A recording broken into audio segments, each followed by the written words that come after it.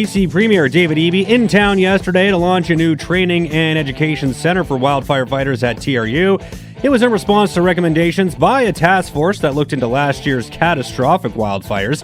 Eby says the expert task force on emergencies launched last fall, making 31 recommendations, which included increasing the use of new technology like AI to predict wildfire behavior, improving response coordination with local and municipal fire departments, and more timely info about evacuations and alerts. One of the gentlemen who was on that task force was TNRD CAO Scott Hildebrand, and he joins me in studio now. Scott, thanks for popping by. How you doing? I'm good, thank you. Well, appreciate you taking some time to join me here today and speak a little bit to the work of the task force. I mean, this was something that obviously I think all members of this force looked at and said, we got to take this seriously, especially based on what we've seen the last number of years. And you guys got to work pretty quickly, meeting very frequently. What were some of the discussions like as you went through this process? Yeah, it was a very quick process.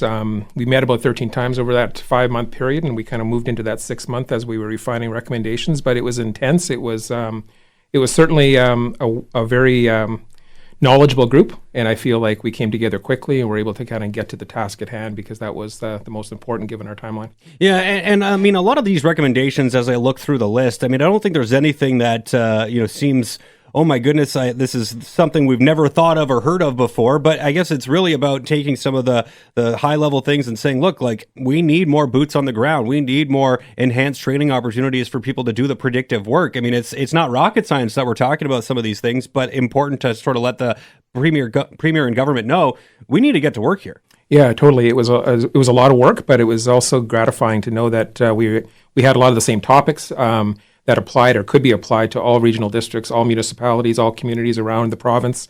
So I know we worked hard on it, and it was something that we feel like the recommendations are strong and can benefit us going forward. Yeah, did you feel like you had maybe a bit of a unique voice being in the BC Interior? I know we had other members, Kupi, Rose, and Casimir with Tacoma, Shwetmik, for example, but, having someone who's kind of in the epicenter, if you will, of fire activity in BC, I would imagine that gives you a bit of a different look compared to what you might see from people who are, mainland or even in the north, where I know they're dealing with their own set of fire issues. Yeah, definitely. Our experience at the TNRD in the last few years has been rough. Big year last year, even 2021 was pretty horrible.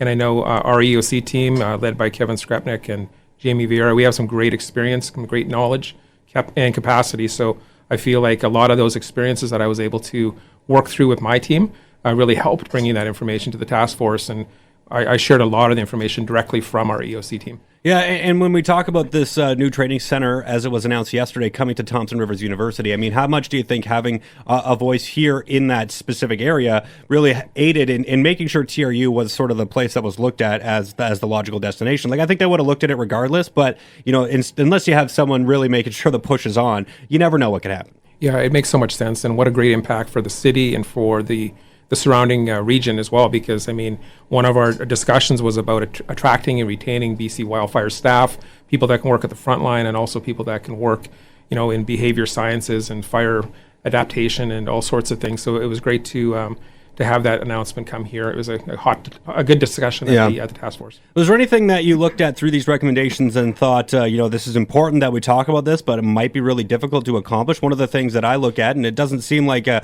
very challenging overall concept, but trying to get more volunteers in the system. Volunteer hours are always kind of stretched thin at the best of times. And when you're going through emergencies, I think people want to help, but, it's a really, really difficult task and a very, tiring task to go through and helping individuals who are obviously impacted by fires. I mean, how do you look at something like that and say, yeah, we of course need to recruit more, but it's also dependent on the public to have a desire to help out more? Yeah, that's very true. I got a hats off to our ESS team here in Kamloops. We work closely with the city and providing that service, and I know that they work tirelessly, and they and I know they're struggling for volunteers, but I know the folks that are there are very dedicated, and some of the changes and recommendations we made was to help streamline and train those folks and make sure that we're providing the best possible service for those people that need to use those services in some of the toughest times in their life. So based on that, like, do you think there's even if let's say we had no more volunteers come forward in the next fire season compared to what we had in 23,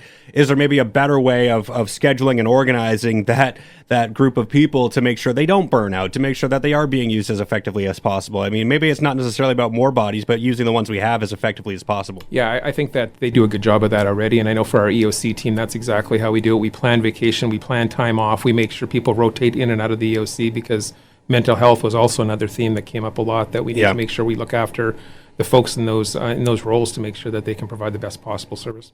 I'll throw it to you. What were some of the ones that maybe are highlighted for you? Because again, we don't have time to go over all 30 of them. Yeah, there was a lot. I mean, AI is something that's really important, and how we use that going into the future will only help us predict kind of what may or may not happen. But I think for me, my opinion on that would be we need that human element as well. We have a ton of data and a ton of information, but making sure that we're ground truthing it and making sure we're using local and Indigenous kind of an experience and knowledge too, to make sure that we're making the right decisions and we're being able to communicate that faster to our residents. How was that looked at around the task force table? Just because, AI, it's something that a lot of people are trying to embrace, and it's also something a lot of people are very fearful of. So I imagine there's sort of a mixed bag of feelings about it. Certainly, there was a balance for sure, but I know we had one of our task force members was from California, and they use a lot of AI and different technology down there and firefighting at night.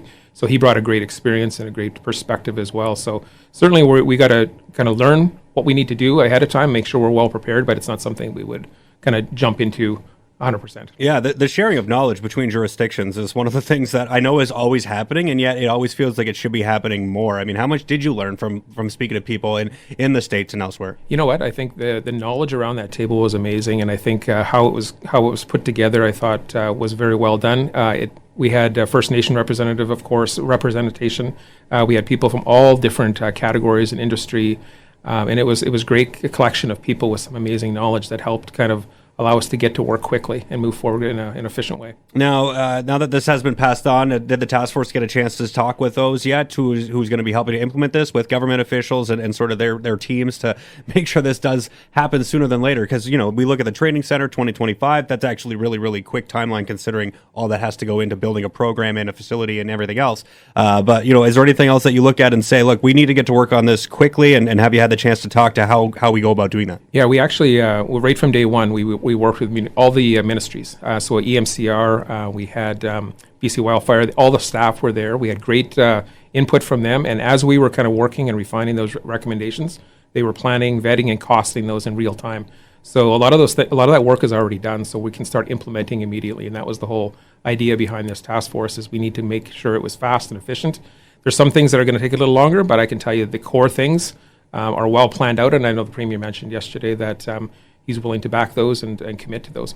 I'll wrap up here, but just when you were going in, and this is just a personal for you, when you looked at how you go about being impactful on this task force, did you think about how do we do response to wildfires? Were you thinking about being proactive? I know like all of this is important, but I'm just curious what would be your initial thought when you were first assigned to the task force to say, okay, we need to do a better job of responding to things, or do we need to do a better job of preventing those in the first place? Like, what would be your number one thing that you felt I can have an impact, or I have some ability to change the way we do this and do it better? Yeah, my approach was to reach out to the board of directors and get their experience, reach out to our EOC teams and determine what those priorities were. I crafted a document that was probably a dozen pages long with all those topics.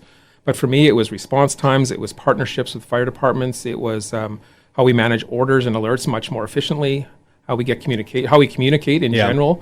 There was there's 31 recommendations. We talked about a lot of things, and depending on the year and depending on the situation, any one of these recommendations could be the most important. I know they are, and it's just that you look at it, and sometimes you're trying to do 10 things at once, and it's like, what? Let's focus on one and do that well before we do about the other 9 stuff and do those mediocre or poorly. So that's the only reason I asked that question in those terms. But totally. I think it's going to be a very hopefully a very, very useful task force. The recommendations are made. Now it's about implementing them, and I really hope we see better wildfire seasons ahead than what we have in the past. But as we know, that's just up to Mother Nature to decide. I think my only other point I'd like to make is just to emphasize that it's not just the folks that were presenting yesterday. It's not just the task force or the uniformed BC Wildfire folks. It's everybody. Everyone needs to really do their part, and that's really the message that task force wants to lay out there is like every resident needs to do something. Absolutely. To be prepared. So, Absolutely. Well, I appreciate you stopping by, Scott. Thanks so much for this, and we'll do it again down the line. Thanks. There Thanks, you Jeff. go. Absolutely. Scott Hildebrand joining us here in studio, CAO of the Thompson Nicola Regional District, and also on the Premier's task force when it comes to wildfires here. So really, really good information, and really exciting news for Kamloops about the training facility and center, and we'll see where things go from here.